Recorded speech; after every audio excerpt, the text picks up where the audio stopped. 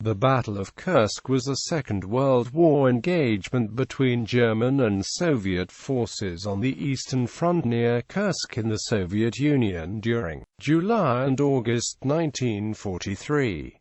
The German offensive was codenamed Operation Citadel and led to one of the largest armored clashes in history, the Battle of Prokhorovka. The German offensive was countered by two Soviet counter-offensives, Operation Polkovodets Rumyantsev and Operation Kutuzov. For the Germans, the battle was the final strategic offensive that they were able to launch on the Eastern Front. Their extensive loss of men and tanks ensured that the victorious Soviet Red Army enjoyed the strategic initiative for the remainder of the war. The Germans hoped to weaken the Soviet offensive potential for the summer of 1943 by cutting off a large number of forces that they anticipated would be in the Kursk salient.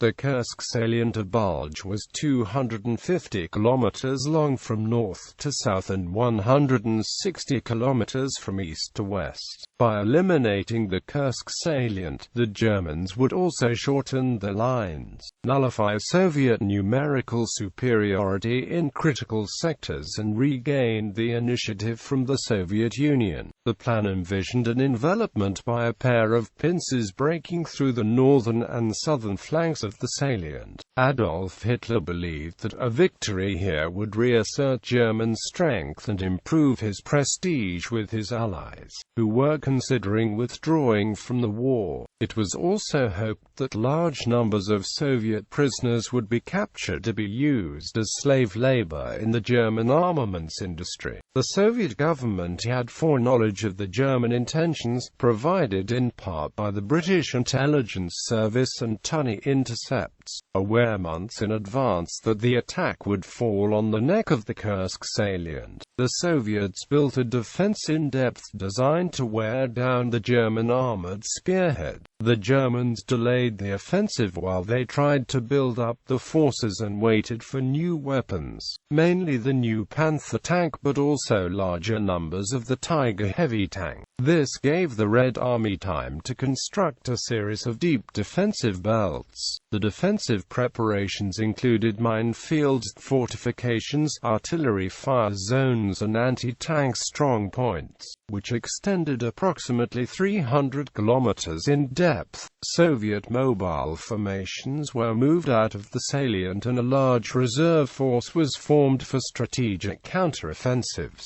The Battle of Kursk was the first time in the Second World War that a German strategic offensive was halted before it could break through enemy defenses and penetrate to its strategic depths. The maximum depth of the German advance was 8 to 12 kilometers in the north and 35 kilometers in the south. Though the Red Army had succeeded in winter offensives previously, the counter-offensives following the German attack at Kursk were the first successful strategic summer offensives of the war.